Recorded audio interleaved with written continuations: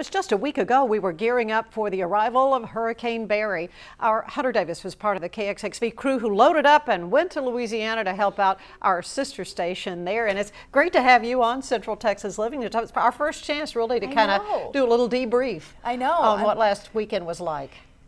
Honestly, everybody keeps asking me that, and I'm like, the only word is just organized chaos. So I guess the only two words. It was like, I don't know, it was just insane. It was everywhere you turned, something was hitting you, but you kind of just jumped in and were like, I can handle this, and made it happen. This is as a reporter. Now, what was the station? Which there are a lot of stations in the Scripps network, so which one was it? Yeah, so our sister station out there is KATC TV3. Okay. Yes. And located in? Lafayette. In Lafayette, yes. Okay. So, and you had a crew with you, and you were really mainly flooding. I mean, this wasn't a wind event so much. So it was wind for a little while. That was kind of the tough part because Barry moved through, but it just kind of sat on top of us for a little while. So we actually went to New Iberia Parish.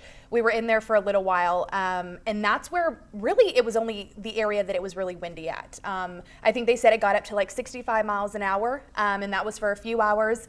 But aside from New Iberia, everywhere else was just flooding. The rain just kept coming for these areas.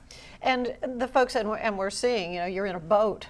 And is this an area that's normally accessible by watercraft? Yeah, so we were with the Sheriff's Department, the Vermilion Sheriff's Department, and we originally went out with the focus of rescues. Let's go make sure everyone is safe. Yeah. However, it wasn't really a rescue event, fortunately, but we did see so much devastation as far as that flooding goes, because what you're seeing was normally farmland. It completely underwater. It looked like a lake. And I think, one of those deputies there even said to me, this looks like a lake. This looks like, water that just goes on for days, but this is normally farmland. And you could see even a horse just standing on this little bit of dry land. There were otters on what was normally someone's patio. So it really just put things into perspective that, yeah, no one was injured. There weren't any deaths, which is really, really great.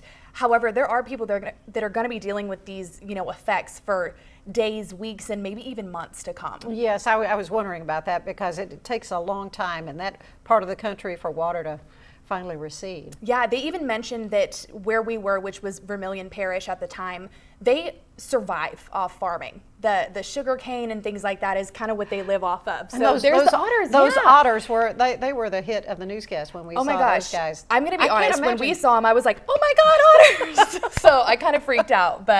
And they were just chilling there. Yeah, they were just hanging out there. They were fine. Well, we're glad you got back safely, and I know the station there appreciated your help. Oh, they were wonderful, wonderful, and we were so glad to be there. It was, we just became a Scripps station about 6 or so months ago, so it was so wonderful to know that we work for a company that really cares about keeping people safe and informed, and they will bring in whatever resources they can to make sure that happens. Well, we've kind of got a theme going through, right. through this show about Scripps and how much we appreciate our parent company. For sure. Thank you so much, Hunter.